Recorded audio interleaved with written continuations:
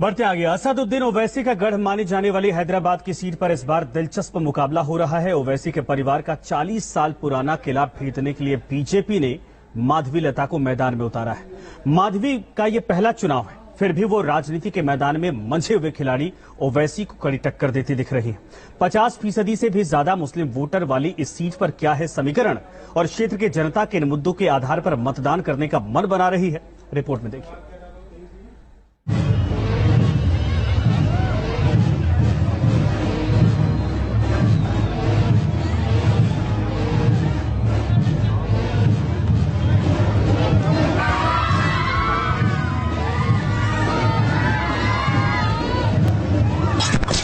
समझ रहे कि हम लोग एंटाइटलमेंट की पॉलिटिक्स करते नहीं करते, हम मेहनत करते, जुस्तजू करते।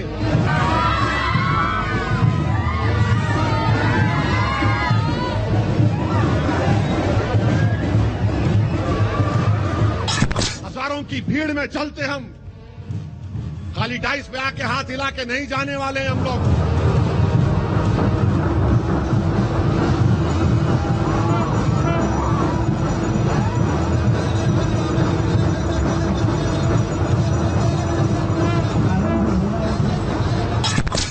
अनऑथराइज्ड पैसे वाले हैं, एक नहीं 10-10 बुलडोजर चलेंगे।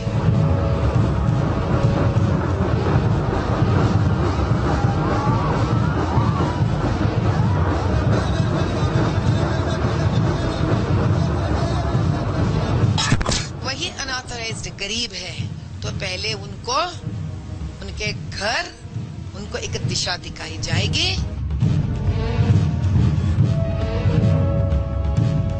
जिस शहर में मौजूद हूँ, ये बॉलीवुड के बाद भारत की दूसरी सबसे बड़ी टीवी इंडस्ट्री और फिल्म इंडस्ट्री का गढ़ है। अगर शहर के घनत्व की बात करें तो चौथा सबसे बड़ा शहर है। अमीरियत के लिहाज से यहाँ की जीडीपी 5वें नंबर पर आती है और आबादी के लिहाज से ये 6ठे नंबर पर है। ये गढ़ है उस गोलकुंडा रियासत का जहाँ से कोहिनूर निकला। जी हाँ, आप ठीक समझे हैं, हम पहुंच चुके हैं हैदराबाद। देश की हाई प्रोफाइल सीटों में से एक हैदराबाद करीब 4 दशक से ओवैसी परिवार का गढ़ बनी हुई है।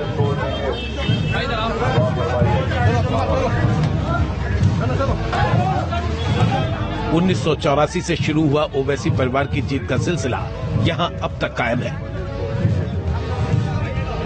1591 में इसी चार मीनार को बनाया गया था। जब मौजूदा सुल्तान को एक बंजारन से प्यार हुआ, बंजारन का धर्म परिवर्तन किया गया और उसका नाम रखा गया हैदरा महल। हैदर महल के नाम पर हैदराबाद बना। और अगर यहाँ की सियासत की बात करें तो कुल मिलाकर के 7 विधानसभा सीट है, सिर्फ एक पर भाजपा का कब्जा है और जबकि 6 सीटों पर ओवैसी की पार्टी सत्तारूढ़ है। यहाँ पर सीधी लड़ाई भी ओवैसी और बीजेपी की प्रत्याशी माधवी लता के बीच ही नजर आती है। लेकिन अगर दक्षिण भारत और वो भी तेलंगाना की बात करें तो सबसे बड़ा दंगल 24 का दंगल यही होने जा रहा है। हैदराबाद शहरी इलाके की सीट है। 2008 में हुए परसीमन के बाद इस सीट पर ओवैसी परिवार की पकड़ और मजबूत हो गई है। इस सीट पर कुल वोटर्स की संख्या 18,23,664 है, जिनमें से 9,61,290 पुरुष और 8,62,374 महिला वोटर हैं। इस सीट में मुस्लिम वोटर्स की संख्या सबसे ज्यादा है। यहाँ पर मुस्लिम वोटर समेत कुल अल्पसंख्यक वोटों की संख्या करीब 65% है। यही मुस्लिम वोटर्स असदुद्दीन ओवैसी का मजबूत वोट बैंक है। इस बार भी मुस्लिम मतदाता पूरी तरीके से ओवैसी की पतंग को ऊंची उड़ान भरने में मदद करते दिख रहे हैं। हमारा वोट पतंग के नाम और असदुद्दीन ओवैसी के नाम रहेगा। भाई ये बताइए कि इस बार एज ए यूथ क्या लग रहा है, क्या इश्यूज है, कैसा आप चेंज चाहते हैं हैदराबाद के डेवलपमेंट को लेकर? हैदराबाद के डेवलपमेंट के लिए हम ये चाहते हैं कि अमन और शांति बाकी रहे। जैसे कि आम पार्टी दूसरे लोग कर रहे हैं फसाद हिंदू वगैरह के लिए, वैसा हमारी जो मजलिस पार्टी है अमन और शांति के लिए हमेशा रहती है। तो आपको लगता है कि अमन के पैगाम से ओवैसी साहब जीत जाएंगे या वाकई कमल खिलेगा? इंशाल्लाह जीत जाएंगे आप। अच्छा, ओवैसी साहब ने इस पूरे इलाके के लिए, पूरे संसदीय क्षेत्र के लिए कैसा डेवलपमेंट किया है जिसकी वजह से 40 साल से उनका परिवार है?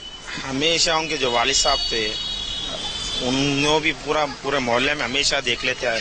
इसका तो अवैसी साहब भी पूरा देख लेते हुए आए, क्योंकि कभी भी आधी रात को उनके एमएलए को फोन कर लो, कॉर्पोरेटर को, हमेशा रिस्पॉन्सिबिलिटी है। क्या बारिश पड़ने दो, धूप पड़ने दो, पानी आने दो, पूरा हेल्प बराबर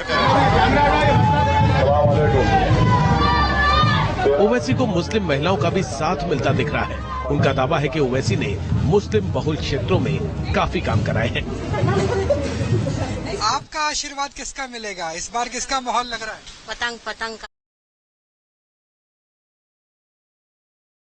पतंग का। हाँ। इस बार किसका माहौल लग रहा है? किसको वोट देंगे? एमएम। अस्सलाम वालेकुम रहमतुल्लाहि व बरकातहू। इस बार एमएम को देंगे, हम पतंग को देंगे। हमेशा पतंग हमारे को बहुत साथ दिए, हर चीज के लिए अच्छा करे है हमारे लिए। अच्छा, ओवैसी साहब क्यों पसंद है? मेरे वाली साहब उनके ने काम करे। अच्छा। हाँ, हम लोग बचपन से ही उन लोगों को जानते हैं, उनसे ही हम लोग को जो भी हमारे। हैदराबाद में क्या स्थिति लग रही है लोकसभा चुनाव में? एमआईएम ही रहेंगे। तो लगता है कि ओवैसी साहब जैसे पिछली बार आसानी से जीत गए थे वैसे ही जीत जाएंगे। इंशाल्लाह वैसे जीतेंगे, कोशिश करेंगे। पतंग ही चुड़ेंगे ना माँ के, बहुत सालों से उन्होंने रह रहे ना हमारे हैदराबाद में। हम छोटे से बचपने से देख रहे हैं उनको। जय बीजेपी, जय बीजेपी, जय बीजेपी, जय बीजेपी। हालांकि हिंदू महिलाएं बीजेपी उम्मीदवार माधवीलता और प्रधानमंत्री नरेंद्र मोदी की मुरीद नजर आई। उनका आरोप है कि ओवैसी केवल मुस्लिम इलाकों में ही काम करते हैं।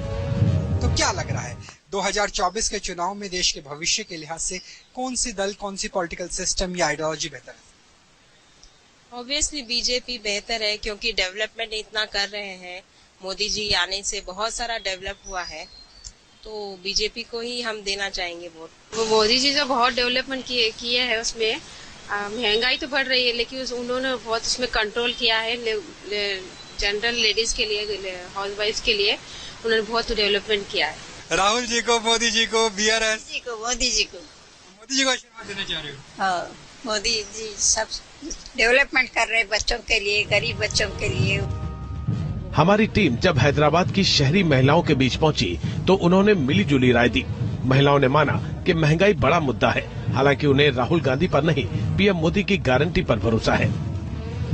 नहीं, मुझे तो कुछ डेवलप नहीं दिखता, क्योंकि अगर ये चेंज आएगा, बीजेपी गवर्नमेंट, माधवीलता जी आएंगे तो देखेंगे चेंजेस। ऑब्वियस है कि बीजेपी अगर आएंगी तो बहुत सारा डेवलपमेंट हमें 10 साल में देखने मिला है।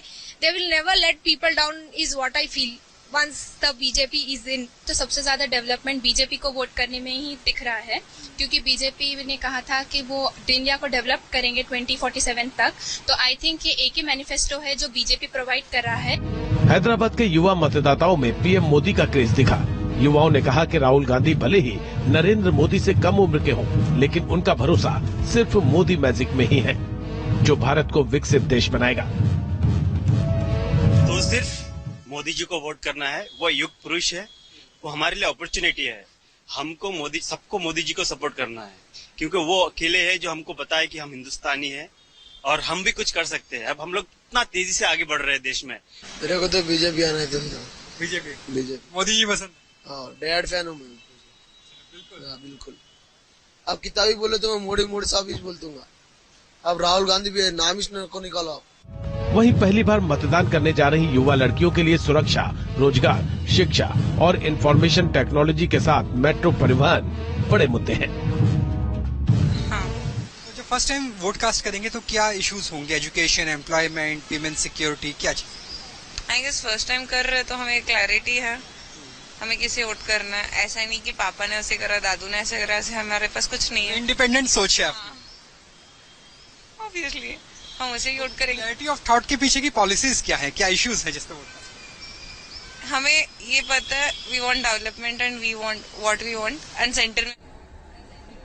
तो फिलहाल यहाँ रुकेंगे एक छोटे से ब्रेक के लिए। केजरीवाल को अंतरिम जमानत